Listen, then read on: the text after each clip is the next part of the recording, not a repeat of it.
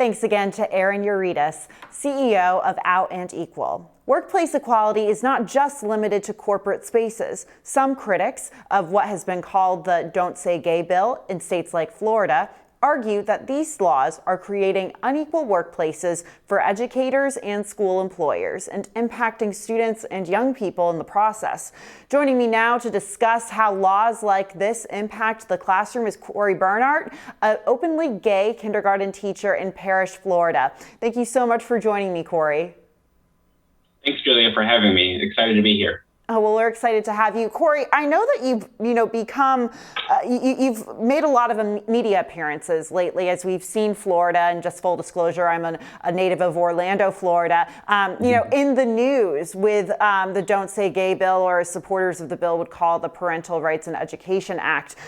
Tell us about, your story and how you've got involved in activism and speaking out against this legislation, or I guess now law.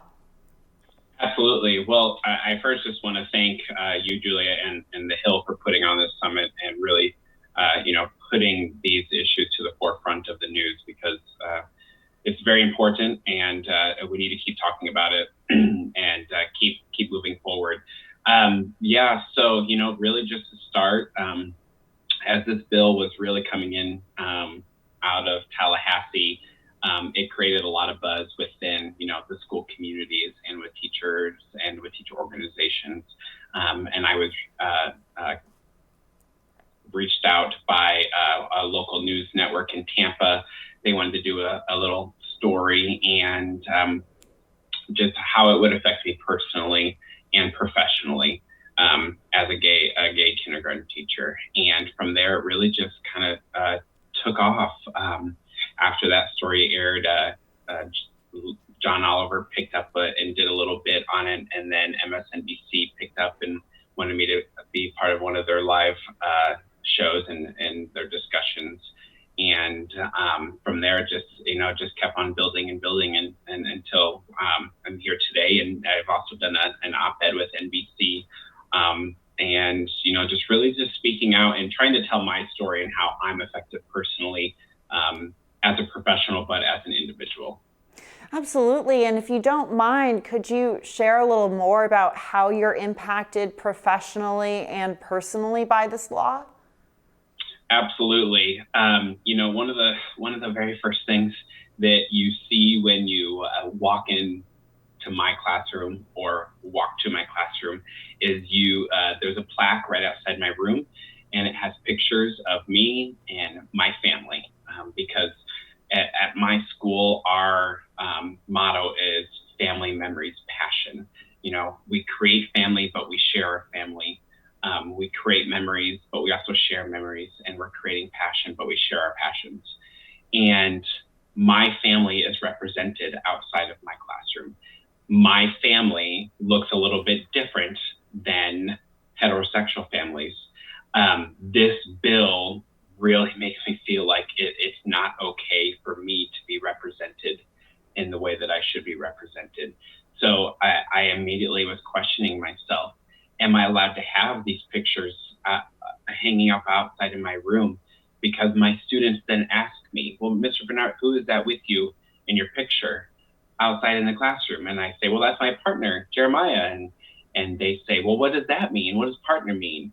And then we go into these discussions, and because that is my family, and it wouldn't be any different than a heterosexual man walking into his classroom with a picture of his wife and a student asking them about their family was, and they say, well, that's my wife, or that's my girlfriend, or that's my partner. But because this is a gay issue, it does make me very worried to what could happen.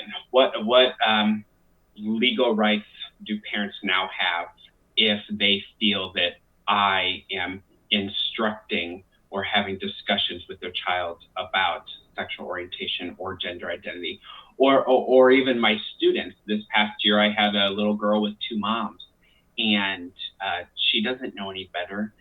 That is her family to her. So when she talks to her kids about her two moms, and then the kids come to me and say, Mr. Bernaert, did you know that she's got two moms. Well, how can she have two moms? Am I allowed to say, well, some families look a little bit different than yours. They might have two moms, and if I have a child, my child will have two dads. Is that allowed? Am I allowed to say that? I should be able to speak freely about my family. She should be able to speak freely about her family. So that's just a surface of the fears that we're dealing with this bill. Right. In talking to supporters of the bill, they essentially say, look, this isn't about preventing someone from talking about their family. It's preventing having, conversations about sex in the classroom or inappropriate material. What do you say to that? Because it seems like, there's two completely different stories coming out here, and people like yourself feel that they can't be their genuine selves in their own classroom with their own family. Yeah, you're right. And to add to that, I will say that after my MSNBC interview, the headlines that were coming out on some of these very right-wing social media accounts and news outlets were, kindergarten teacher upset that he can't talk to his kindergartners about his sex life. And that's not what this is about at all. The fact that they think that we are talking about sex with our school-age children, it is actually very, very hurtful, and it really puts a misunderstanding in them that they don't even understand that we are professionals.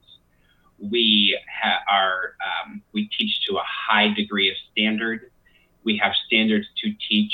Our standards do not say that we are going to talk to our kids about sex, sexual orientation, or gender identity. We don't teach or instruct those things. However, discussion, that is a part of teaching, and we do discuss things to enhance the standards that we are teaching. So for them to say that this is about sex is completely wrong. It's completely false. And what I say to that is this is about families, and it's about love for families. Absolutely. And love for families and love in general is something we really need more now in this world. With the Florida connection we have here, growing up in Orlando, and, I always notice the city's, vibrant LGBTQ plus community. And I know that extends across or up and down Florida, I should say. It's a pretty long state. It is. Would love to get your take on the state's LGBTQ plus community in general. We hear so much about, the other side of this, but talk about how that community has supported you. I mean, I see so many stories from back home that are so heartening, stories of, family and community, and I would just love to get your take.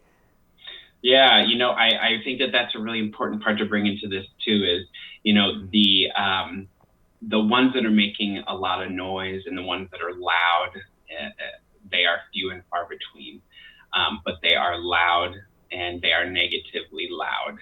However, just to your point, the surrounding communities and the LGBT community has really stood behind me, patted me on the back, lifted me up, messages, text messages, Facebook messages, Instagram messages, Twitter. I mean, letters in the mail. I've had donations for my classroom. I mean, that outpouring of support has been really, really encouraging. Most importantly, my school community, who truly knows me for the educator that I am, the professional that I am, the give 150% to my students person that I am.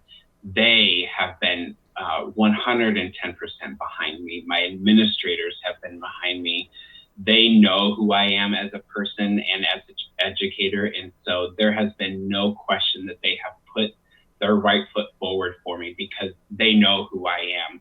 And I think that that's also one of the things that we have to remember is, behind all of this, we are still teachers who are working so hard every day that for one more thing for us to have a spotlight on is the last thing that we need. We need to be lifting up our educators, especially during this time. And when we throw these bills in here like this, what you guys are doing and what the community is doing to rally around LGBTQ plus teachers is so important, and we feel it. We really do. Cory, I could talk to you for hours about this, but unfortunately we have to leave it here. But thank you so much for your time on this and for sharing your story. We really appreciate it. Absolutely, Julia. Again, I appreciate you guys making this a forefront issue. And as I say, let's keep fighting the good fight. Of course. Well, thanks again to Cory Bernaert.